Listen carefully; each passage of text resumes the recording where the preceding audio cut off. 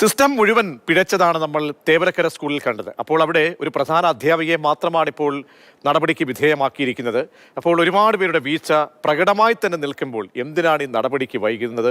നടപടി ഒരു മെസ്സേജാണ്. എല്ലാ കാലത്തും നമ്മൾക്ക് തിരുത്തലുകൾക്ക് പ്രേരകമാകുന്നത് മറ്റുള്ളവർക്ക് അതൊരു പ്രേരണ ആയി മാറാതിരിക്കുകയും അല്ലെങ്കിൽ ഇത്തരം മന്ദതയിലുള്ള അല്ലെങ്കിൽ ലാഘവത്തോടുകൂടി ഈ വിഷയങ്ങളെ കൈകാര്യം ചെയ്യുമ്പോൾ എടുക്കേണ്ടതാണ് ഈ നടപടി ആദ്യഘട്ടത്തിൽ നിന്ന്. അപ്പോൾ ആദ്യ നടപടി ഇപ്പോൾ പ്രധാന അധ്യാപികയ്ക്ക് മാത്രമേ വരുന്നുള്ളൂ എന്നതുകൂടി ഓർമ്മിപ്പിച്ചുകൊണ്ട് നമുക്ക് അതിഥികളിലേക്ക് കടക്കാം. കെ അബ്ദുൾ മജീദിലേക്കാണ് ആദ്യം. KPSTA സംസ്ഥാന പ്രസിഡന്റാണ് ശ്രീ അബ്ദുൾ മജീദ്. നോക്കൂ, സ്കൂളിനെ സംബന്ധിച്ചോളം അറിയാമല്ലോ, സ്കൂളിലെ മാനേജ്മെൻറ്റിൻ്റെ വളരെ പ്രധാനപ്പെട്ട അവരുടെ ഉത്തരവാദിത്തങ്ങൾ അവിടെയാണ്. സ്കൂൾ മാനേജ്മെൻറ്റാണ്. ആ മാനേജ്മെൻറ്റിന് അവിടെ ഒരു ഭൗതിക സാഹചര്യങ്ങളൊക്കെ സ്കൂളിനെ സംബന്ധിച്ചും ഒരുക്കുന്നതിൽ വലിയ ഉത്തരവാദിത്തമുണ്ട്. ആ ഉത്തരവാദിത്തത്തിൻ്റെ പിഴവാണ് ഒരു കുഞ്ഞിൻ്റെ ജീവൻ പൊലിയുന്ന അവസ്ഥയിലേക്ക് എത്തിയത് എന്ന് വളരെ വ്യക്തവുമാണ്. അപ്പോഴാണ് അധ്യാപികയ്ക്കെതിരെ ഒരു നടപടിക്ക് നിർദ്ദേശം വരുന്നത്. അപ്പോൾ എന്തായിരിക്കാം ഈ വിദ്യാഭ്യാസ വകുപ്പ് ഇക്കാര്യത്തിൽ ഉദ്ദേശിക്കുന്നത്? അതിന് കൊല്ലം ജില്ലയിലെ തേവലക്കര സ്കൂളിൽ മിഥുൻ എന്ന് പറയുന്ന 8ാം ക്ലാസ് വിദ്യാർത്ഥി മരണപ്പെടാനുണ്ടായ സാഹചര്യം, അത് സ്വാഭാവികമായിട്ടും അതിന് വലിയ പ്രയാസം KPSTക്ക് ഉണ്ട്. അങ്ങനെ ഒരു സംഭവം ഉണ്ടാകാൻ പാടില്ലാത്തതായി. പക്ഷെ അങ്ങനെ ഒരു സംഭവം ഉണ്ടായ സ്ഥിതിക്ക് അതില് ഹെഡ് മിസ്ട്രസിനെ മാത്രം കരുവാക്കിക്കൊണ്ട് അവരെ മാത്രം പഴിചാരിക്കൊണ്ട് മറ്റുള്ളവരെ രക്ഷിച്ചെടുക്കാനുള്ള വെള്ളം പൂശാനുള്ള ഒരു ശ്രമം ഭരണാധികാരികളുടെ ഭാഗത്ത് നിന്ന് വരുന്നു എന്ന സംശയം KPSTക്ക് ഉണ്ട്. സ്വാഭാവികമായി നമുക്കറിയാം, ഓരോ വിദ്യാലയത്തിന്റെയും ഭൗതിക സാഹചര്യം ഒരുക്കേണ്ടതും അതോടൊപ്പം തന്നെ സ്കൂളിന്റെ കെട്ടിടങ്ങളുടെയും അതുപോലെ തന്നെ കോമ്പൗണ്ടിലെ മറ്റ് കാര്യങ്ങളുടെയും ഒക്കെ മെയിൻ്റനൻസ് വർക്കുകൾ ചെയ്യേണ്ട ഉത്തരവാദിത്വം അതാത് മാനേജ്മെന്റിനാണ്.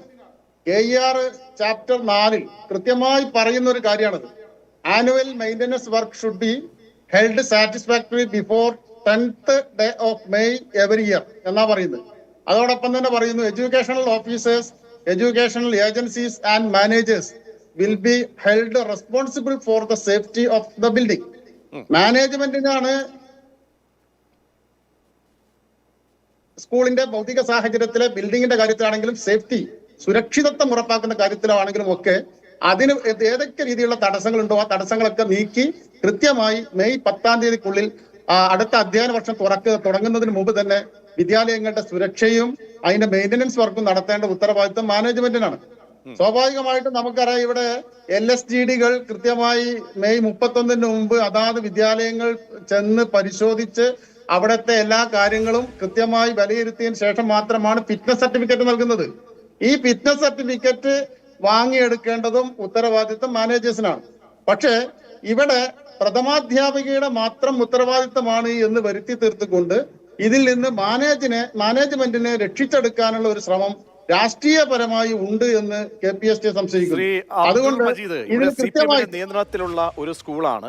അപ്പോൾ കഴിഞ്ഞ 8 വർഷമായിട്ട് അവിടെ പ്രവർത്തിക്കുകയാണ്. ഈ ചട്ടങ്ങളൊക്കെ ലംഘിച്ചുകൊണ്ട് ചട്ടങ്ങൾ അങ്ങേയറ്റ ഒരു ധിക്കാര ഭാവത്തോടു കൂടി മാനേജ്മെന്റിന്റെ ഭാഗത്തു നിന്നും നിലപാടുകൾ വരികയാണ്. കഴിഞ്ഞ 8 വർഷമായിട്ടാണ് നോക്കണം. 8 വർഷമായിട്ട് അവിടെ ഇങ്ങനെ താളം തെറ്റി നിയമങ്ങളെല്ലാം പാലിക്കാതെ പ്രവർത്തിച്ചു വന്ന ഒരു സ്കൂളാണ്. അപ്പോൾ അവിടെ ഇതൊന്നും പ്രഥമ ദൃഷ്ടി അതിൻ്റെ ഉത്തരവാദിത്തം ഇവർക്കാണ്. ഭൗതിക സാഹചര്യം, സുരക്ഷയുടെ സാഹചര്യം ഒരുക്കേണ്ടത് സ്കൂൾ മാനേജ്മെൻറ്റാണ്. ഫിറ്റ്നസ് വാങ്ങിച്ചെടുക്കേണ്ടത് തദ്ദേശ സ്ഥാപനത്തിൽ നിന്നും അതാത് വർഷങ്ങളിൽ ഈ അധ്യയനത്തിന് തൊട്ടു മുൻപ് വാങ്ങിച്ചെടുക്കേണ്ട ഉത്തരവാദിത്വം ഈ മാനേജ്മെൻറ്റിനാണ്. അപ്പോൾ ആ ഉത്തരവാദിത്വത്തിൽ നിന്നും എന്തുകൊണ്ട് ഈ ഉത്തരവാദിത്വത്തിൻ്റെ പ്രഥമ ഘട്ടത്തിലെ ആ ഉത്തരവാദിത്വം ഉണ്ട് എന്ന് വിദ്യാഭ്യാസ വകുപ്പിന് എന്തുകൊണ്ടാണ് തോന്നാത്തത്? ഇവിടെ മിഥുൻ മരണപ്പെടാനുണ്ടായ സാഹചര്യം എല്ലാവർക്കും അറിയാം. ആ കുട്ടിയുടെ ചെരുപ്പ് ഒരു സൈക്കിൾ നിർത്തുന്നതിന് വേണ്ടിയുള്ള ഷെഡിന്റെ മുകളിലേക്ക് തന്റെ സഹപാഠിയുടെ ഒരു ചെരുപ്പ് പോയപ്പോൾ അത് എടുക്കാൻ വേണ്ടി കയറിയതാ. സ്വാഭാവികമായിട്ടും ആ ഷെഡിന്റെ മുകളിലൂടെയാണ് ഇലക്ട്രിക് ലൈൻ പോകുന്നത്. ഈ ഷെഡ് നിർമ്മിച്ചത് തന്നെ ശരിക്ക് അംഗീകാരത്തോടു കൂടിയല്ല.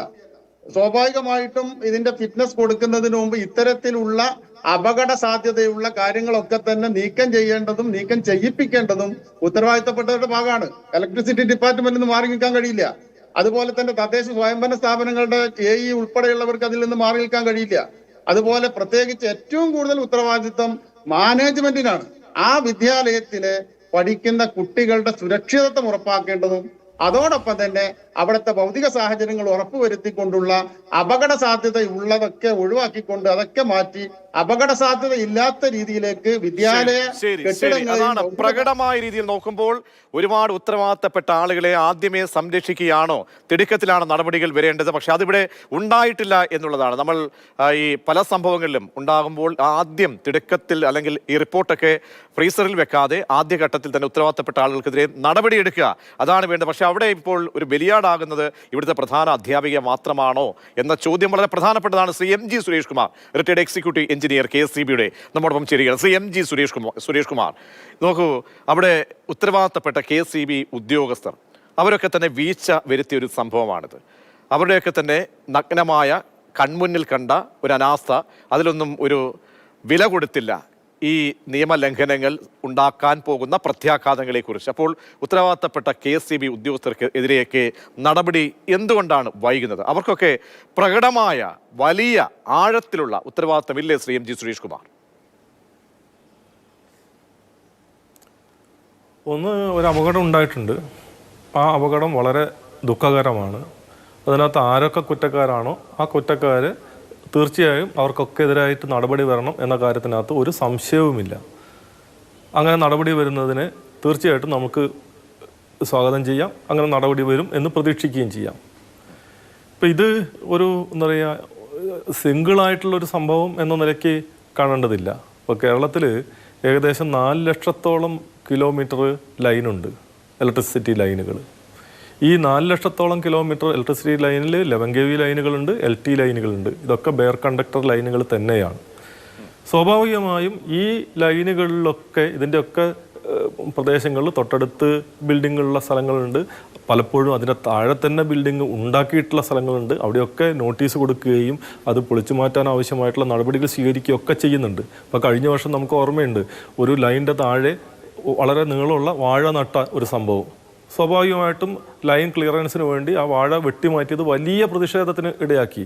KSEBക്കാർ എന്തോ വലിയ പാതകം ചെയ്തു എന്ന നിലയ്ക്ക് സുരേഷ് കുമാർ, രണ്ട് സാഹചര്യങ്ങളാണ്. നോക്കി, ഇതൊരു സ്കൂളാണ്, കുരുന്നുകൾ വരുന്ന സ്കൂളാണ്. അപ്പോൾ ഈ വാഴയുടെ സിദ്ധാന്തം ഇതിനോട് താരതമ്യം ചെയ്ത് താങ്കൾ പറയുന്നത് ഒരു യുക്തിയുമില്ല. രണ്ടാമത്തെ കാര്യം ഞാൻ ചോദിക്കട്ടെ, ഈ മാസം 2 മാസം കൂടുമ്പോൾ അവിടെ ഈ ഒരു റീഡിങ്ങിന് വേണ്ടി ഒരു ജീവനക്കാരൻ KSEBയുടെ എത്തുകയാണ്. ഇപ്പോൾ 8 വർഷമായി ഇതേ അവസ്ഥയിൽ ഈ ഷെഡ്, താൽക്കാലിക ഷെഡ്, തകര ഷെഡ് സ്കൂളിൽ അനധികൃതമായി നിർമ്മിച്ചത് കണ്ടിട്ട് കണക്കനുസരിച്ചാണെങ്കിൽ 48 പ്രാവശ്യം ഈ റീഡിങ്ങിന് വേണ്ടി ആ ഉദ്യോഗസ്ഥൻ അല്ലെങ്കിൽ ആ ജീവനക്കാരൻ അവിടെ എത്തിയിട്ടുണ്ട്. അയാൾക്ക് കണ്ണ് ഇല്ലേ? ഒന്നുകിൽ കാഴ്ച പരിമിതി മറ്റോ കാണണം, അതല്ലെങ്കിൽ മനഃപൂർവ്വം CPM നിയന്ത്രണത്തിലുള്ള ഒരു സ്കൂള്. അപ്പോൾ അവിടേക്ക് വിളിക്കുമ്പോൾ അവർക്ക് ചട്ടങ്ങളൊക്കെ തന്നെ പറഞ്ഞു കഴിഞ്ഞാൽ അവരെ ബോധ്യപ്പെടുത്തുക എന്നത് വലിയ പാടാണെന്ന് KSEBക്കാർ തന്നെ അനൗദ്യോഗികമായി രഹസ്യമായി പറയുന്നുണ്ട്. അപ്പോൾ വീഴ്ച വരുത്തിയിട്ടുണ്ട്, പ്രകടമായ വീഴ്ച വന്നിട്ടുണ്ട്. കൃത്യമായ രീതിയിൽ ഒരു നോട്ടീസ് കൊടുക്കാം, അല്ലെങ്കിൽ ഇത് ചട്ടവിരുദ്ധമാണ് എന്ന് പറഞ്ഞ് ഒരു ഉദ്യോഗസ്ഥനെങ്കിലും പെരുമാറിയിരുന്നെങ്കിൽ, റീഡിങ്ങിന് എടുക്കുന്ന ആളുകളെ പോട്ടെ, ബാക്കിയുള്ള വിജിലൻസ് സംവിധാനമുണ്ടല്ലോ, ഇത്തരത്തിലുള്ള അനധികൃതമായുള്ള കാര്യങ്ങളെ നിരീക്ഷിക്കാൻ വേണ്ടിയുള്ള ഈ വിജിലൻസ് സംവിധാനങ്ങൾ, മറ്റ് ഈ റൂട്ടിലൊക്കെ പോകുന്ന സ്ക്വാഡുകൾ, ഇവരൊന്നും കണ്ടില്ലെങ്കിൽ ആ സെക്ഷനിലെ ഉദ്യോഗസ്ഥൻ അതിന്റെ ഉത്തരവാദിത്വം ഏറ്റെടുക്കേണ്ടതല്ലേ? ഞാൻ പറഞ്ഞത് പൂർത്തീകരിക്കാൻ നിങ്ങൾ സമ്മതിച്ചിട്ടില്ല. ഞാൻ പറഞ്ഞത് ഈ പറഞ്ഞ ഇതിനകത്ത് ചട്ടവിരുദ്ധതയില്ല എന്നോ കുഴപ്പമില്ല എന്നോ അല്ല, ഉള്ള പരിമിതികളാണ്. അപകടം ഉണ്ടാകുന്നത് വരെ അപകട സാധ്യതയ്ക്കെതിരായി എടുക്കുന്ന ഏത് നടപടിയും എന്തോ അനാവശ്യ നടപടികളാണ് എന്ന് പറയുന്നൊരു സാഹചര്യം ഇന്ന് കേരളത്തിലുണ്ട് എന്നത് സൂചിപ്പിക്കാനാണ് ഞാൻ പറഞ്ഞത്. വാഴത്തോട്ടത്തിൽ ഒരാൾ അവിടെ കൃഷി ചെയ്തുകൊണ്ടിരിക്കുമ്പോൾ ഷോക്കേറ്റ് മരിച്ചാലും പ്രശ്നം തന്നെയാണ്. എന്തുകൊണ്ട് നിങ്ങൾ വാഴ കണ്ടില്ല എന്ന് ചോദിക്കുന്നത് ആ ചോദ്യം ഉയരും. കാരണം നമ്മുടെ ലൈനുകൾ പെട്രോൾ ചെയ്ത് ഇത്തരത്തിലുള്ള പ്രശ്നങ്ങളുണ്ടെങ്കിൽ അത് പരിഹരിക്കേണ്ടതും അതിന് നോട്ടീസ് കൊടുക്കേണ്ടതും ഇലക്ട്രിസിറ്റി ബോർഡിലെ ഉദ്യോഗസ്ഥന്മാരുടെ ചുമതലയാണ്. സ്വാഭാവികമായി ഇവിടെ ആയാലും അവിടെ ആയാലും ഒക്കെ അത് ചെയ്യേണ്ടതാണ്. ഇതിനകത്ത് ഞാൻ മനസ്സിലാക്കുന്നതനുസരിച്ചിട്ട് ഈ ഷെഡ് ലൈനിൻ്റെ താഴെയാണ്, അതുകൊണ്ട് അത് മാറ്റേണ്ടതുണ്ട് എന്ന നിലയ്ക്ക് നേരത്തെ സ്കൂൾ അധികൃതർക്ക് KSEB നോട്ടീസ് നൽകിയിട്ടുണ്ടെന്ന് ഞാൻ മനസ്സിലാക്കുന്നത്. പക്ഷേ ആ നോട്ടീസിന്റെ അടിസ്ഥാനത്തിൽ നടപടികൾ അല്ല, Shri M G Suresh, notice നൽകി അല്ലെങ്കിൽ ഒരു തവണ നോട്ടീസ് നൽകി പാലിച്ചില്ലെങ്കിൽ അടുത്ത സ്റ്റെപ്പ് എന്തായിരുന്നു KSEB ചെയ്യേണ്ടിയിരുന്നത്? നോർമലി ഇത്തരം കൺസ്ട്രക്ഷൻസ് സ്റ്റോപ്പ് മെമ്മോ കൊടുത്ത് കൺസ്ട്രക്ഷൻസ് ഒഴിവാക്കുകയാണ് വേണ്ടത്. ഇത് അവിടത്തേക്കുള്ളൊരു സപ്ലൈ മാത്രമാണെങ്കിൽ ആ സപ്ലൈ കട്ട് ചെയ്ത് വെക്കാം. പക്ഷേ പലപ്പോഴും പ്രശ്നം ഇതിപ്പം ഞാൻ മനസ്സിലാക്കുന്നതനുസരിച്ച് അത് അവിടത്തേക്ക് മാത്രമുള്ള സപ്ലൈ അല്ല, അവിടെ കൂടി കടന്നു പോകുന്ന ഒരു മെയിൻ ലൈനാണ്. സ്വാഭാവികമായിട്ട് അത് കട്ട് ചെയ്ത് വെക്കുന്നത് പ്രായോഗികമല്ല. ഇത് കൺസ്ട്രക്ഷൻ അഴിച്ചു മാറ്റിക്കാൻ ആവശ്യമായ നടപടി സ്വീകരിക്കുക എന്നതാണ് ചെയ്യേണ്ടത്. പക്ഷേ പലപ്പോഴും നമുക്കറിയാം, നമ്മുടെ പ്രാദേശികമായി ഇത്തരത്തിൽ പല നോട്ടീസുകൾ കൊടുക്കുമ്പോഴും പലതരത്തിൽ ഈ കാര്യങ്ങൾ നീട്ടി കൊണ്ടുപോകുന്ന അവസ്ഥയുണ്ട്. അത് അപകടത്തിലെത്തുന്നത് വരെ സ്വാഭാവികമായിട്ടും ആർക്കും അതിനകത്ത് പ്രയാസം ഉണ്ടാവില്ല. അപകടത്തിലെത്തിക്കഴിഞ്ഞാൽ, ഒരു അപകടം ഉണ്ടായിക്കഴിഞ്ഞാൽ അത് ഗുരുതരമായ പ്രശ്നമായി തീരുകയും ചെയ്യും. യഥാർത്ഥത്തിൽ ഇത്തരത്തിലുള്ള അനധികൃതമായി ലൈനിൻ്റെ താഴെയൊക്കെ ഏതെങ്കിലും രൂപത്തിൽ കൺസ്ട്രക്ഷൻസ് വരുമ്പോൾ ആ കൺസ്ട്രക്ഷൻസ് നിർബന്ധമായി ഈ പറയുന്ന രൂപത്തിൽ പൊളിച്ചു മാറ്റിക്കാൻ ആവശ്യമായിട്ടുള്ള നടപടികൾ സ്വീകരിക്കുക തന്നെയാണ് വേണ്ടത്. അങ്ങനെ സ്വീകരിക്കുന്നതിന് ചില പരിമിതികൾ പല സ്ഥലത്തും ഉണ്ടാകും. സുരേഷ്, നോക്കൂ, നമുക്കറിയാം ഈ അനന്തു എന്ന ഒരു കുട്ടിയുടെ നിലമ്പൂരിലെ ഒരു സംഭവം, മരണം, 14 വയസ്സുകാരൻ്റെ മരണം. ഏറെ സമയമൊന്നും ആയിട്ടില്ല. അതിനുശേഷം എന്താണ്, ഇത്തരം കാര്യങ്ങളിൽ ഒരു ഓഡിറ്റിംഗ് വേണം, ഈ സുരക്ഷാ ഓഡിറ്റിംഗ് ഇലക്ട്രിസിറ്റിയുടെ ഭാഗത്തു നിന്നും ഉണ്ടാകണമെന്ന സർക്കുലർ നിർദ്ദേശങ്ങൾ മുകളിൽ നിന്നും താഴേക്ക് വരെ പോയിട്ടുണ്ട്. അപ്പോൾ അതിലെന്തെങ്കിലും പാലിച്ചിട്ടുണ്ടോ? അങ്ങനെ ഒരു ജാഗ്രതയോട് കൂടി നിർദ്ദേശങ്ങൾ എവിടെയെങ്കിലും സ്വീകരിക്കുക, അല്ലെങ്കിൽ ഈ സ്കൂൾ അതിൻ്റെ ഭാഗമായി വന്നിട്ടില്ല എന്നതും അത്ഭുതകരമാണത്.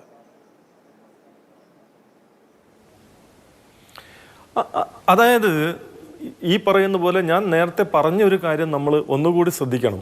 കേരളത്തിൽ LT ലൈനുകൾ മാത്രം ഏകദേശം 4 ലക്ഷത്തോളം കിലോമീറ്റർ ലൈനുകളുണ്ട്.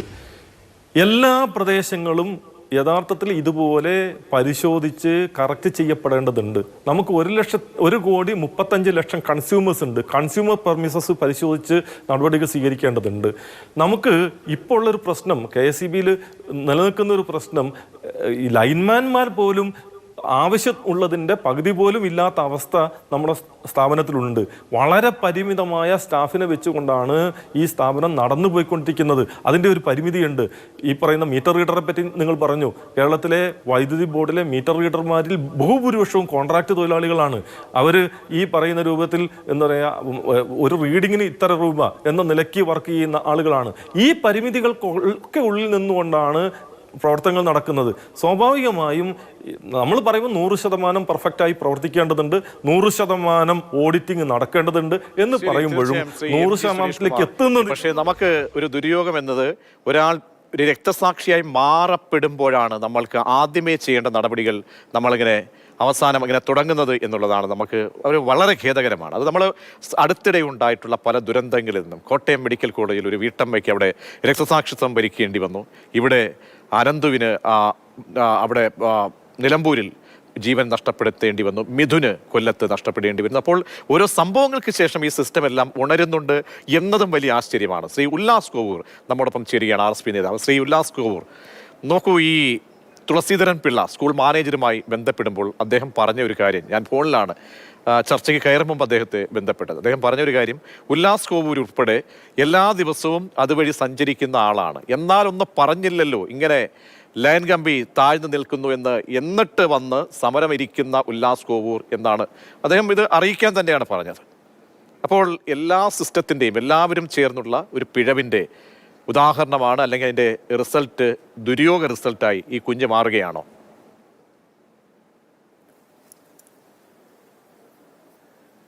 തീർച്ചയായും. നമ്മൾ ഇപ്പം ശ്രീ തുളസീധരൻ പിള്ള എൻ്റെ ജ്യേഷ്ഠ സഹോദരനാണ്. ഞാൻ വളരെ ബഹുമാനിക്കുന്ന ഒരു വ്യക്തിത്വമാണ്. അദ്ദേഹത്തോട് വ്യക്തിപരമായുള്ള ഒരു നീരസവും ഈ വിഷയത്തിൽ ഞങ്ങൾക്ക് ആർക്കും തന്നെ ഇല്ല. ഇതിനകത്തൊരു സങ്കുചിത രാഷ്ട്രീയം കുത്തിനിരക്കണം എന്ന ഒരു ആഗ്രഹം ഞങ്ങൾക്ക് ആർക്കുമില്ല. പക്ഷേ ഗുരുതരമായ അനാസ്ഥ ഈ വിഷയത്തിലെങ്കിലും ചോദ്യം ചെയ്യപ്പെട്ടില്ല എങ്കിൽ അത് ചോദ്യപ്പെടേണ്ടത് തന്നെയാണ് എന്ന ഉത്തമമായ ബോധ്യം ഒരു പൊതുപ്രവർത്തകൻ എന്നുള്ള നിലയിൽ സ്വയം ഏറ്റെടുക്കേണ്ടതുണ്ട് എന്ന ബോധ്യമുള്ളത് കൊണ്ട് തന്നെയാണ് ഇതിനെതിരായി നിലപാട് സ്വീകരിച്ച് മുന്നോട്ട് വന്നത്.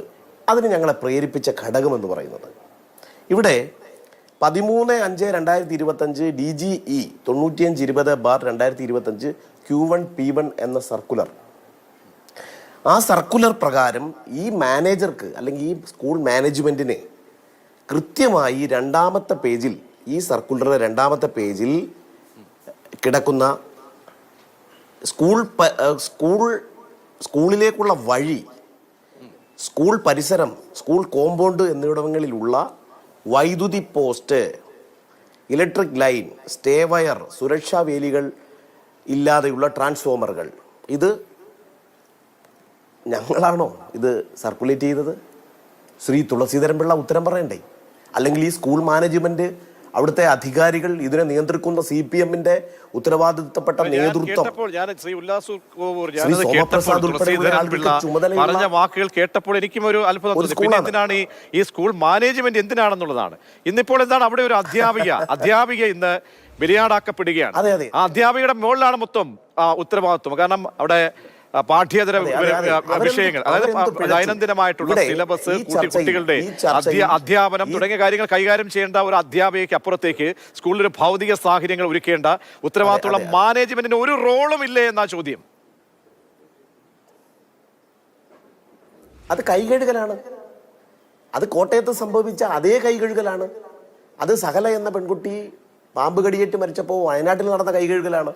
ഈ ദുരന്തങ്ങളെയൊക്കെ ഈ ബന്ധപ്പെട്ട അധികൃതരുടെ പിടിപ്പ് കേടിൻ്റെയും അലംഭാവത്തിൻ്റെയും ഉത്തരവാദിത്തമില്ലാത്തതിൻ്റെയും തങ്ങൾ ഏതൊക്കെയോ ആദർശമായ കരങ്ങളാൽ സുരക്ഷിതരാണ് എന്ന ഒരു ബോധ്യത്തിൻ്റെ പുറത്താണ് ഇത്തരം ഒരു നാടൊന്നാകെ ഒരു കുരുന്നിൻ്റെ വേർപാടിൽ മരണപ്പെട്ട് വിറങ്ങലിച്ച് നിൽക്കുമ്പോൾ ഈ മാനേജർ ഉൾപ്പെടെയുള്ള ആളുകൾ വന്ന് ഉല്ലാസ് കോവൂരിന് എന്തായിരുന്നു പണി, അല്ലെങ്കിൽ ഇന്നലെ ബഹുമാനപ്പെട്ട വിദ്യാഭ്യാസ വകുപ്പ് മന്ത്രി ചോദിച്ചു HM-ന് എന്താണ് പണി?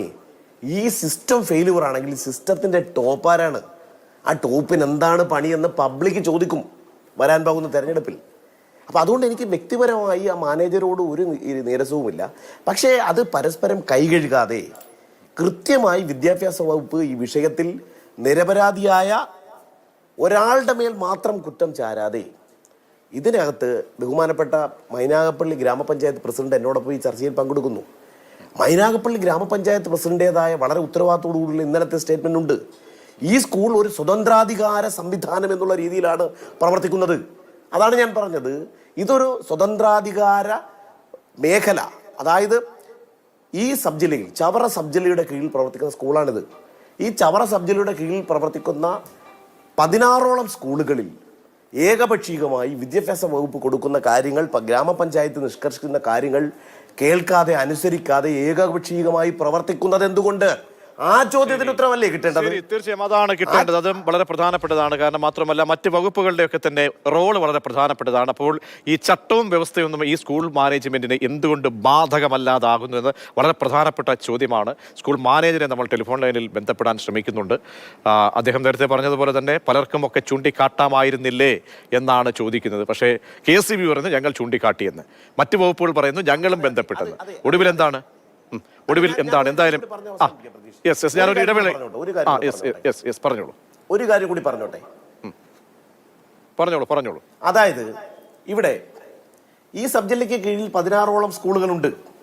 ഈ 16ഓളം സ്കൂളുകളിൽ BEd ട്രെയിനീസ് ആയിട്ട് വരുന്നവരെ അക്കോമഡേറ്റ് ചെയ്താത്ത ഏക സ്കൂൾ മാനേജർ ഉത്തരം പറയണ്ടേ?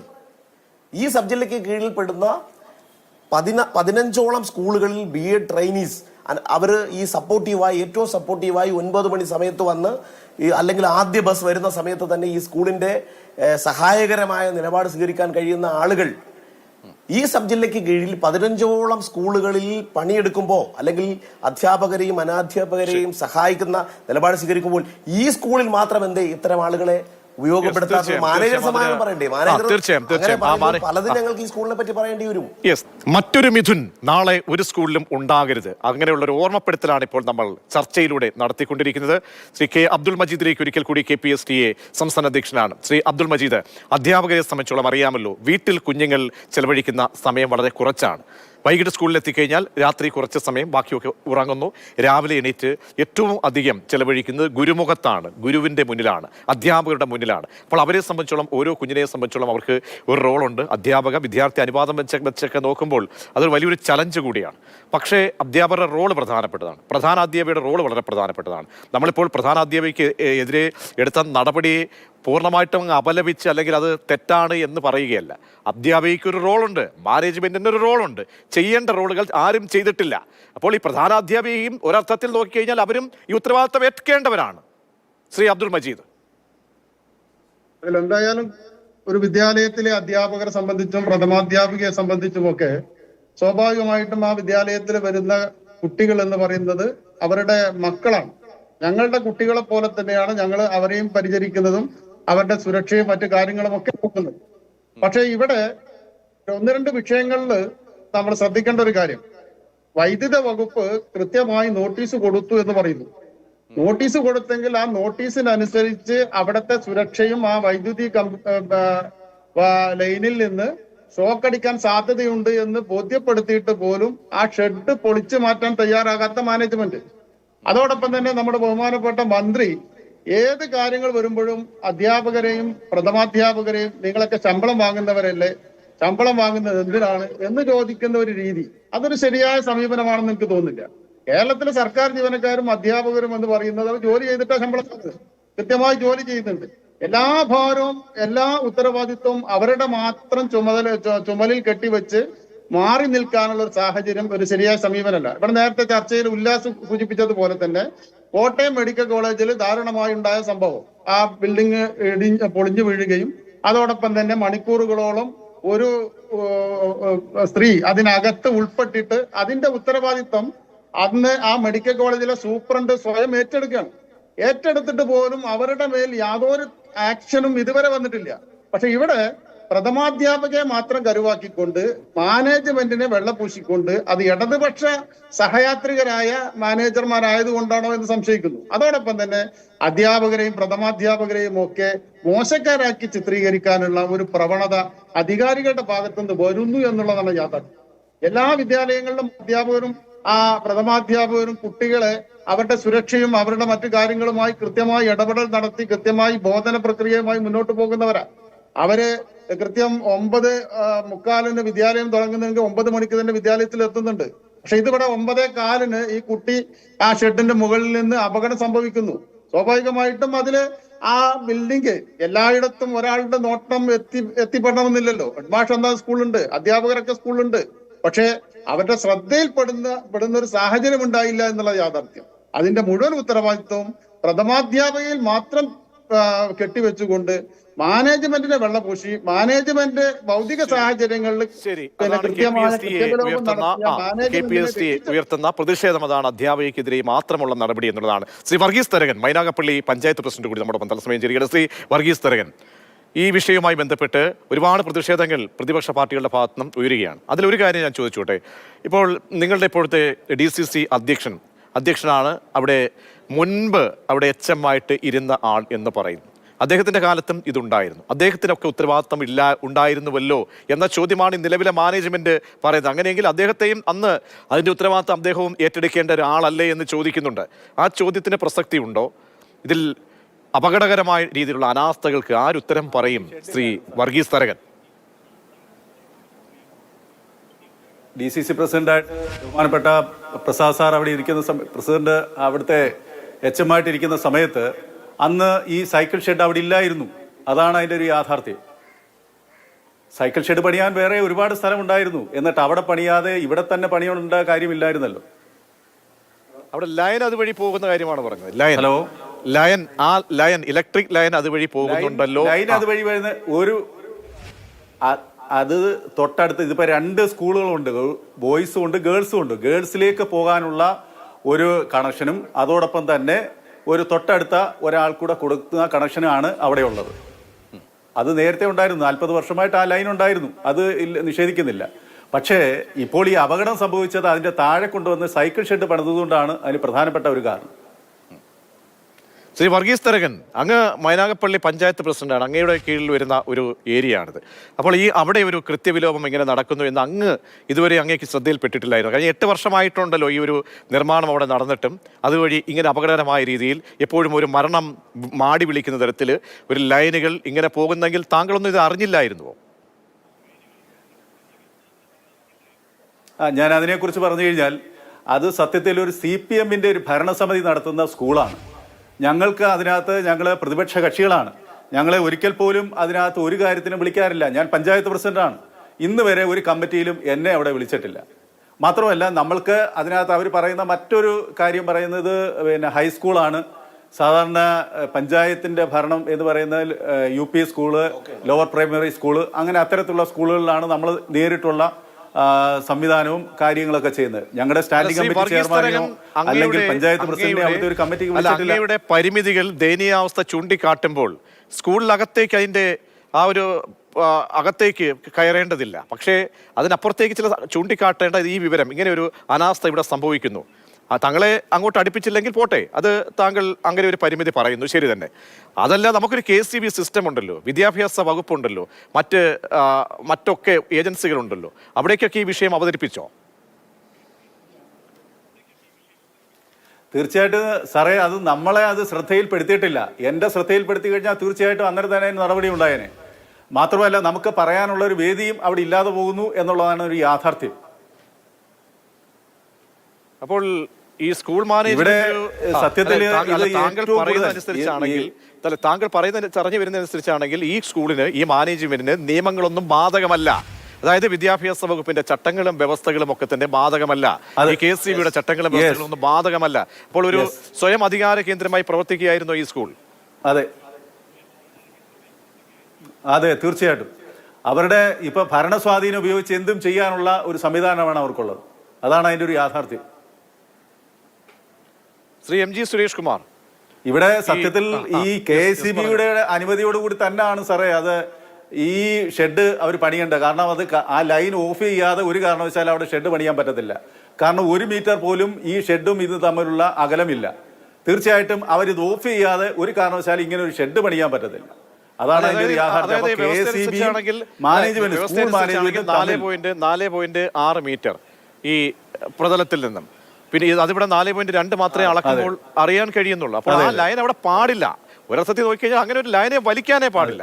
താങ്കൾ പറഞ്ഞതുപോലെ മറ്റ് ഈ സ്കൂളിന് വേണ്ടി മാത്രമുള്ള ഒരു കണക്ഷൻ അല്ല, പരിസരത്തുള്ള വീടുകൾക്കൊക്കെ ഉണ്ട്. അപ്പോൾ ആ രീതിയിൽ ക്രമീകരിക്കാമായിരുന്നു. ആ രീതിയിൽ ക്രമീകരിച്ചില്ല. അപ്പോൾ ഈ KCB ഒരു വീടേ ഉള്ളൂ സാർ, ഒറ്റ ഒരു വീടേ ഉള്ളൂ. ഒരു വീട് ഒരു വീടായാലും അത് വേണേ മറ്റേ അപ്പുറത്തെ സൈഡിൽ കൂടെ വേണേ കൊടുക്കാമായിരുന്നു. അത് അവര് അപ്പോൾ ഈ KCB അധികൃതർ, ഈ വൈദ്യുതി മന്ത്രി, ഇവരൊക്കെ പറയുന്നല്ലോ തങ്ങളൊക്കെ പെർഫെക്റ്റായി, ചില കാര്യങ്ങൾ അദ്ദേഹം വീഴ്ച സമ്മതിക്കുന്നുണ്ടെങ്കിലും ബാക്കിയുള്ള കാര്യങ്ങളെല്ലാം പെർഫെക്റ്റായി ചെയ്തു എന്ന് പറയുന്നതിൽ അർത്ഥമുണ്ടോ? ശരിയാണോ അത്? ഒന്നുമില്ല. ഞാൻ അതിന്റെ ഒരു ഉദാഹരണം, ഞാൻ മൈനാപ്പള്ളി പഞ്ചായത്തിന്റെ പ്രസിഡന്റ്. ഇവിടെ സാധാരണക്കാരായ പാവപ്പെട്ട ഒരുപാട് പേര്, കർഷക തൊഴിലാളികൾ, മറ്റേത് അവരുടെ വീട്ടിലേക്ക് ഒരു കൈവേർ എടുക്കാൻ വീടിന്റെ ഒരു സൈഡിൽ ഒരു മൂലയ്ക്കൂടെ പോയി ഞാൻ അനുഭവിച്ച ഒരു ആളാണ്. കാരണം എന്ന് പറഞ്ഞാൽ എൻ്റെ വാർഡിൽ ഒരു അതിദരിദ്രനായ ഒരു വീട്ടിലെ ഒരു കുടുംബത്തില് അയാളുടെ വീടിന്റെ മൂലയ്ക്കൂടെ, സ്ഥലം ആകെ 2 സെന്റേ ഉള്ളൂ, ആ മൂലയ്ക്കൂടെ ഒന്ന് എടുക്കാൻ പറഞ്ഞാൽ അത് പറ്റത്തില്ല. ഇതിനത് ഒരുപാട് വ്യവസ്ഥകളാണ് പറയുന്നത്, അതിന്റെ മേളിൽ കൂടെ എടുക്കാൻ പറ്റത്തില്ലെന്ന് പറഞ്ഞു. പക്ഷേ ഇതൊന്നും യാതൊരു ഇതുമില്ലാതെ എന്ത് സംവിധാനം ചെയ്താൽ ഈ 3 ഫേസ് ലൈൻ ഇതിന്റെ പുറത്തൂടെ പോകുന്നതിന് യാതൊരു ബുദ്ധിമുട്ടുമില്ല. അതാണ് അതിനൊരു യാഥാർത്ഥ്യം.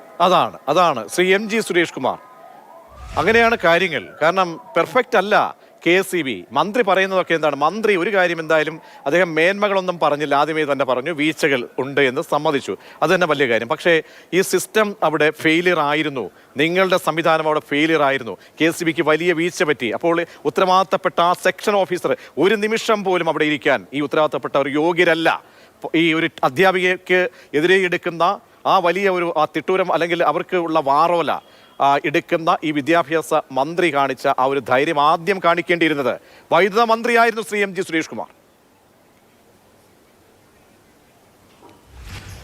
വൈദ്യുത മന്ത്രി അതിനകത്ത് കൃത്യമായിട്ടുള്ളൊരു നിലപാട് തന്നെയാണ് സ്വീകരിച്ചിട്ടുള്ളത്. ഇലക്ട്രിസിറ്റി ബോർഡിൻ്റെയും അതുപോലെ തന്നെ സ്കൂൾ മാനേജ്മെൻറ്റിൻ്റെയും ഭാഗത്തു നിന്ന് ഇക്കാര്യത്തിൽ വീഴ്ച ഉണ്ടായിട്ടുണ്ട് എന്നാണ് അദ്ദേഹം പറഞ്ഞത്. സ്വാഭാവികമായും അതുമായി ബന്ധപ്പെട്ടുള്ള അന്വേഷണത്തിൻ്റെ ഭാഗമായി നടപടികൾ ഉണ്ടാകും എന്ന് ഞാൻ പ്രതീക്ഷിക്കുന്നത്. എന്ത് നടപടി എന്നതൊക്കെ കുറ്റത്തിൻ്റെ ഗൗരവത്തിനനുസരിച്ചുള്ള നടപടികൾ ഉണ്ടാകും എന്ന് വിചാരിക്കുന്നു. പിന്നെ ഒരു കാര്യം അങ്ങനെയുണ്ട്, ഞാൻ ചോദിക്കട്ടെ. കാരണം ഈ സ്പെസിഫിക് വിഷയം ഒറ്റപ്പെട്ട വിഷയമല്ല. ഈ മലപ്പുറത്ത് ഒരു ഗൃഹനാഥൻ മലപ്പുറത്ത് ഒരു ഗൃഹനാഥൻ മരിച്ചുവല്ലോ, അങ്ങ് അറിഞ്ഞു കാണും. അവിടെ പറയട്ടെ. അതായത് ആ ഗൃഹനാഥൻ മരിച്ചതിന് മുൻപ് തലേ ദിവസം തന്നെ സംഭവമാണ്. അവിടെ നാട്ടുകാർ വിളിച്ച് KCB ഓഫീസിലേക്ക് അറിയിച്ചിട്ട് അവിടേക്ക് ഒരു മനുഷ്യൻ പോലും അവിടെ തിരിഞ്ഞു നോക്കിയില്ല. അപ്പോൾ നിങ്ങളൊക്കെ എന്ത് പണിയാണ് അവിടെ എടുത്തിട്ടുള്ളത്? കാരണം ഓഫീസുകളിലേക്ക് വിളിച്ചാൽ ഫോൺ എടുക്കത്തില്ല. ഏതെങ്കിലും ഇവിടെ കറണ്ട് ഇല്ല എന്ന് പറഞ്ഞ് ഞാൻ ഈ പറയുന്ന പ്രിയപ്പെട്ട പ്രേക്ഷകരിൽ ഒരുപാട് പേര് സ്വയം ഒന്ന് നിങ്ങൾ ചിന്തിക്കുക. നിങ്ങളുടെ മൊബൈൽ എടുത്ത് ഡയൽ ചെയ്തിട്ടുള്ളവർക്ക് അറിയാമായിരിക്കാം. എവിടെയെങ്കിലും വിളിച്ചാൽ ഒരു 10 തവണ 10ഓ 20ഓ തവണ ഫോൺ ചെയ്യണം എടുക്കണമെങ്കിൽ. അല്ലെങ്കിൽ കുറച്ച് കഴിയുമ്പോൾ എൻഗേജ്ഡ് ആയിരിക്കും. എന്താണ്? ഫോൺ മാറ്റി വെക്കും. നേരിട്ട് ആ ഓഫീസിലേക്ക് ചെല്ലുമ്പോഴറിയാം അവിടെ മുച്ചീട്ട് കളിക്കുന്ന ചില ഉദ്യോഗസ്ഥന്മാർ രാത്രിയിൽ കണ്ടിട്ടുണ്ട്. അത് സോഷ്യൽ മീഡിയയിലൊക്കെ വൈറലാണ്. PC ജോർജിനെ പോലെയുള്ള ജനപ്രതിനിധികൾ കയ്യോടെ പോയി പിടികൂടി തെറിയോടെ വിളിക്കേണ്ട അവസ്ഥകളുണ്ടായിട്ടുണ്ട്. അപ്പോൾ നിങ്ങൾ പെർഫെക്റ്റ് അല്ല ശ്രീ MG സുരേഷ് കുമാർ. അതായത് നിങ്ങൾ കുറേ കാര്യങ്ങൾ പറഞ്ഞു. അക്കാര്യങ്ങൾക്ക് ഞാൻ മറുപടി പറയുന്നതിന് ഒന്ന് ക്ഷമിക്കണം, ഇടയ്ക്ക് കയറി പറയരുത്. നിങ്ങൾ നേരത്തെ പറഞ്ഞു 40 വർഷത്തോളം പഴക്കമുള്ള ലൈനാണ് അത്. സ്വാഭാവികമായും അതിനകത്ത് ചില ഡിറ്റീരിയേഷൻസ് വന്നിട്ടുണ്ടാവും. 4.6 മീറ്റർ തറയിൽ നിന്ന് ദൂരം ഉണ്ടാവണമെന്ന് പറഞ്ഞത് ഇപ്പോൾ ഈ പറഞ്ഞ പോലെ 4.2 ഉള്ളൂ എന്നിപ്പോൾ കണ്ടെത്തിയിട്ടുണ്ട്. ശരിയായിരിക്കാം. കാരണം ഈ പറയുന്ന ഇത്രയും പഴക്കമുള്ള ലൈന് സാഗ് കൂടിയിട്ടുണ്ടാവാം. അതിൻ്റെ ഭാഗമായി പ്രശ്നങ്ങൾ വന്നിട്ടുണ്ടാവും. അത് പരിഹരിക്കപ്പെടേണ്ടത് തന്നെയാണ്. അത്തരം കാര്യങ്ങൾ പരിശോധിക്കുകയും പരിഹരിക്കുകയും വേണം. അങ്ങനെ പരിഹരിക്കുന്നതിന് കേരളത്തിലെ മൊത്തം ലൈനുകൾ ആ രൂപത്തിൽ പരിഹരിച്ചെടുക്കുന്നതിനുള്ള ചില പരിമിതികളുണ്ട്. ഇപ്പം RDSSൻ്റെ ഒക്കെ ഭാഗമായി ലൈനുകൾ ഏറെക്കുറെയൊക്കെ നമ്മൾ ABC എന്താ പറയുക കവേർഡ് കണ്ടക്ടറും ABC കണ്ടക്ടറും വെച്ച് മാറ്റുന്നതിനുള്ള നടപടികളും ഇലക്ട്രിസിറ്റി ബോർഡിൽ സ്വീകരിച്ചുകൊണ്ടിരിക്കുകയാണ്. അതുകൊണ്ട് ഈ വളരെ പെട്ടെന്ന് എല്ലാ സിസ്റ്റവും പെർഫെക്റ്റ് ആക്കുക എന്നത് പ്രായോഗികമാവില്ല എന്ന് നമുക്കറിയാം. പ്രായോഗികമായി ഇത്തരം കാര്യങ്ങളിൽ നടപടി ഇലക്ട്രിസിറ്റി ഒരു മനുഷ്യന്റെ ജീവൻ വെച്ച് പന്താടുമ്പോൾ ആ സിസ്റ്റം പിന്നീട് തിരുത്തപ്പെടണം. ഞാൻ പറഞ്ഞു തീരാൻ അനുവദിക്കണം. അല്ലാതെ നിങ്ങളിങ്ങനെ പോയിക്കൊണ്ടിരുന്ന എനിക്ക് പറയാനുള്ള അവസരം കാര്യങ്ങൾ പറഞ്ഞല്ലോ. പറയുന്ന കാര്യങ്ങൾ പറയാനുള്ള അവസരം തരണം. കുഞ്ഞിന്റെ ജീവൻ ഇങ്ങനെ ഒരു വൈകാരികതയുടെ മുകളിൽ എല്ലാ കാര്യങ്ങളും കുഴപ്പമാണ് എന്ന് പറയുന്നത് ശരിയായ സമീപനമല്ല. ഒരു പ്രശ്നമുണ്ടായി. ആ പ്രശ്നം ഉണ്ടാകുമ്പോൾ നമുക്ക് തോന്നുന്നത് മുഴുവൻ ഇലക്ട്രിസിറ്റി ബോർഡിന്റെ മുകളിൽ ആക്ഷേപിക്കാം. ഇവിടെ എല്ലാവരും മുച്ചൂട്ട് കളിക്കുകയാണ്, ഇവിടെ ഓഫീസിലേക്ക് വിളിച്ചാൽ ഫോൺ എടുക്കുന്നില്ല എന്നൊക്കെ പറയുന്നത് വസ്തുതാപരമായി ശരിയല്ല. ഇലക്ട്രിസിറ്റി ബോർഡിൽ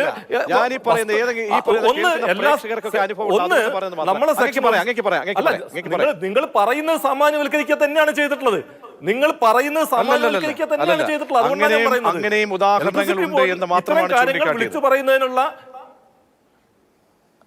ഉദാഹരണങ്ങളില്ല. ഞാൻ പറയുന്നത് നമുക്ക് 28,000-ഓളം ജീവനക്കാര് ജോലി ചെയ്യുന്ന ഒരു സ്ഥാപനത്തിൽ എല്ലാവരും പെർഫെക്റ്റ് ആണ് എന്ന് പറയാൻ പറ്റില്ല. കാരണം നമ്മുടെ സമൂഹത്തിന്റെ ക്രോസ് സെക്ഷൻ തന്നെയാണ് ഇലക്ട്രിസിറ്റി ബോർഡിൽ ഉള്ളത്. അതിനകത്ത് പാകപ്പിഴകൾ ഉണ്ടാകും. അത്തരം പാകപ്പിഴകൾ പരിഹരിച്ചു പോകേണ്ടതുണ്ട്. അത് പരിഹരിക്കുന്നതിനുള്ള ശ്രമങ്ങൾ ഇലക്ട്രിസിറ്റി ബോർഡിന്റെ മാനേജ്മെന്റിന്റെ ഭാഗത്തു നിന്നും അതുപോലെ തന്നെ സംഘടനകളുടെ ഭാഗത്തു നിന്നും ഒക്കെ ഉണ്ടാകുന്നുണ്ട് എന്നാണ് ഞാൻ പറഞ്ഞത്. നേരത്തെ മുൻകാലങ്ങൾ ഉള്ളതെന്ന് ഒട്ടേറെ പ്രശ്നങ്ങൾ പരിഹരിക്കാൻ കഴിഞ്ഞിട്ടുണ്ട്. ആ പരിഹരിക്കുന്ന ശ്രമങ്ങൾക്കിടയിൽ ഇത്തരത്തിലുള്ള ചില പ്രശ്നങ്ങൾ ഉണ്ടാകുന്നുണ്ട്. ഇപ്പം ഈ പറയുന്ന പോലെ സെക്ഷൻ ഓഫീസിൽ വിളിച്ചാൽ കിട്ടുന്നില്ല എന്നൊരു പ്രശ്നമുണ്ട്. അത് പരിഹരിക്കുന്നതിന് വേണ്ടിയാണ് 1912 എന്ന് പറയുന്ന ടോൾ ഫ്രീ നമ്പർ വെച്ചിരിക്കുന്നത്. ടോൾ ഫ്രീ നമ്പറിൽ വിളിച്ച് ആളുകൾ കാര്യങ്ങൾ പറയുന്നുണ്ട്, മനസ്സിലാവുന്നുണ്ട്. അത് സെക്ഷൻ ഓഫീസുകളിൽ അതത് സമയം തന്നെ എത്തിക്കുന്നതിനുള്ള സംവിധാനങ്ങളുണ്ട്. പക്ഷേ ഇപ്പോഴും പരാതികൾ പോലും മാറ്റിവെച്ച് എൻഗേജ്ഡ് ആവുന്നു എന്ന അവസ്ഥയില്ല.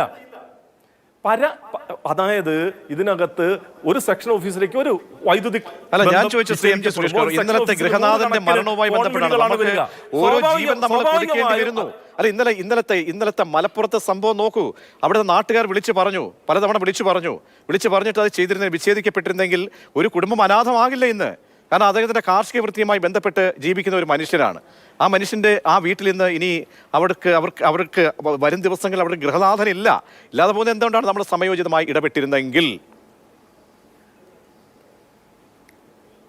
അതായത് മലപ്പുറത്തെ കാര്യം നിങ്ങൾ പറഞ്ഞ കാര്യത്തിനകത്ത് ഞാൻ മലപ്പുറത്തെ കാര്യം അന്വേഷിക്കേണ്ടായി. മലപ്പുറത്ത് അവിടെ സെക്ഷൻ ഓഫീസിൽ ഈ പറയുന്ന രൂപത്തിൽ ലൈൻ പൊട്ടി വീണു എന്ന നിലയിലുള്ള ഒരു കോളല്ല വന്നിരുന്നത്. അവിടെ ഒരു മരം വീണു, അതിനെ തുടർന്ന് കറണ്ട് മൊത്തത്തിൽ ഇല്ലാതായിട്ടുണ്ട്. കറണ്ട് ഇല്ലാതായിട്ടുണ്ട് എന്ന് പറയുന്നത് HTയിൽ കറണ്ട് മൊത്തത്തിൽ പോയിരുന്നു. അതിന്റെ ഭാഗമായി കറണ്ട് ഇല്ലാതായിട്ടുണ്ട് എന്നല്ലാതെ ലൈൻ പൊട്ടി വീണു എന്ന നിലയിലുള്ള ഒരു ഇൻഫർമേഷനും ഇലക്ട്രിസിറ്റി ബോർഡ് ഓഫീസിൽ വന്നിരുന്നില്ല എന്നാണ് മനസ്സിലായത്. മരം വീണു, സ്വാഭാവികമായിട്ടും മരം വീണിട്ടുണ്ടെങ്കിൽ ആ കാര്യം പരിശോധിക്കേണ്ടതുണ്ട്. അത് പരിശോധിക്കുന്നതിന് വേണ്ടി അവിടേക്ക് ആളെ ഏർപ്പാട് ചെയ്യേണ്ടതുണ്ട്. പക്ഷേ HT കണക്ഷൻ തന്നെ ഉണ്ടായിരുന്നില്ല. പൂർണ്ണമായും HT ലൈൻ 11 kV ലൈൻ പോയി കിടക്കുന്ന സന്ദർഭത്തിൽ സ്വാഭാവികമായിട്ടും ഉള്ള ജീവനക്കാർ അത് എവിടെയാണ് കുഴപ്പമെന്ന് പരിശോധിക്കുന്നതിന്റെ ഭാഗമായിട്ട് പോയിരിക്കുകയായിരുന്നു. അത് കഴിഞ്ഞതിന് ശേഷം ജീവനക്കാർ അവിടെ എത്തുകയും ചെയ്തിട്ടുണ്ട്.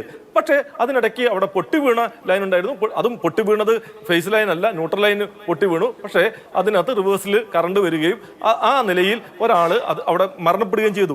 വളരെ ദൗർഭാഗ്യകരമാണ് ഈ സാഹചര്യം. അതുകൊണ്ടാണ് ഇലക്ട്രിസിറ്റി ബോർഡിൽ ഇനിയും വിവിധ ലൈനുകൾ പൊട്ടി വീഴാനുള്ള സാധ്യതകൾ കേരളത്തിലുണ്ട്. കാരണം നമുക്ക് ഓവർഹെഡ് ലൈനുകൾ ഉണ്ട്, നമ്മളെ വെജിറ്റേഷൻ ആ രൂപത്തിലാണ്, മുഴുവൻ മരങ്ങളും മുറിച്ചു മാറ്റിക്കൊണ്ട് ലൈനുകളെ സംരക്ഷിക്കാൻ കഴിയുന്ന അവസ്ഥയിലല്ല ഉള്ളത്. സ്വാഭാവികമായും ഇത്തരം കാര്യങ്ങളിൽ മഴക്കാലത്ത് പരമാവധി ശ്രദ്ധിക്കുന്നതിന് ജനങ്ങളുടെ കൂടി സഹകരണം ഉണ്ടാവണം. ലൈനുകൾ പൊട്ടി ജനങ്ങളുടെ കൂടി സഹകരണം ഉണ്ടാവണം. ആ നിലയിൽ ആളുകളുടെ കൂടി സഹകരണത്തോടു കൂടി ഇത് പരിഹരിച്ചു പോകാനാണ് നമ്മൾ ശ്രമിക്കേണ്ടത്. ഇതിനകത്ത് ബോർഡിന്റെ ജീവനക്കാരുടെ ഭാഗത്തുനിന്ന് പെശകുണ്ടായിട്ടുണ്ടെങ്കിൽ തീർച്ചയായും പരിശോധിക്കണം, അതിൽ നടപടി ഉണ്ടാവണം എന്ന കാര്യത്തിൽ ഒരു സംശയവുമില്ല. പക്ഷേ മുഴുവൻ കുഴപ്പമാണ് എന്ന നിലയിൽ പറഞ്ഞ് ഡിമോറലൈസ് ചെയ്യുന്നത് ഗുണകരമായ ഒരു സമീപനമല്ല. സംഭവമൊക്കെ നമ്മുടെ മുന്നിലുണ്ട്. അതിനുശേഷം ഉണ്ടായിട്ടുള്ള നിങ്ങളുടെ വകുപ്പിന്റെ പരിധിയിൽ വരുന്നില്ല എങ്കിൽ കൂടിയും കോട്ടയം സംഭവം നമ്മുടെ മുന്നിലുണ്ട്. അപ്പോൾ ഈ സിസ്റ്റം വളരെ പെർഫെക്റ്റ് ആയിട്ട്, സിസ്റ്റത്തിന്റെ ഫെയിലിയർ എന്നാണല്ലോ പറയപ്പെടുന്നത്. അപ്പോൾ അത് ഏറെക്കുറെയെങ്കിലും മനുഷ്യന്റെ ജീവനെങ്കിലും നഷ്ടപ്പെടാത്ത രീതിയിലേക്ക് അവന്റെ സ്റ്റേറ്റിന്റെ ഉത്തരവാദിത്തമാണല്ലോ, സംവിധാനങ്ങളുടെ ഉത്തരവാദിത്തമാണല്ലോ ഒരു പൗരന്റെ ജീവനും സ്വത്തും സംരക്ഷിക്കുക. അപ്പോൾ ജീവൻ സംരക്ഷിക്കുക എന്നത് വളരെ പ്രധാനപ്പെട്ട ആദ്യത്തെ സ്റ്റെപ്പാണ്. അതിവിടെ ഉണ്ടായിട്ടില്ല എന്ന് പ്രകടവുമാണ്. ശ്രീ ഉല്ലാസ് കോവൂർ, എന്താണ് നെക്സ്റ്റ് സ്റ്റെപ്പ് ഈ വിഷയത്തിൽ? എന്താണ് നിങ്ങൾ പ്രതീക്ഷിക്കുന്നത്? മാനേജ്മെന്റിനെതിരെ ഇന്ന് വിദ്യാഭ്യാസ മന്ത്രി കണ്ണുരുട്ടുന്നുണ്ട്. കാരണം വേണ്ടി വന്നാൽ അടുത്ത സ്റ്റെപ്പും പ്രതീക്ഷിക്കാമെന്ന് പറയുന്നുണ്ട്. അപ്പോൾ വിദ്യാഭ്യാസ വകുപ്പ് അടുത്ത നടപടി എടുത്ത് ഇത് ആവർത്തിക്കാതിരിക്കാനുള്ള, മറ്റിടങ്ങളിലൊക്കെ ആവർത്തിക്കാതിരിക്കാനുള്ള നിലയിലുള്ള ഒരു നടപടിക്രമമാണ് സ്വീകരിക്കുന്നത്.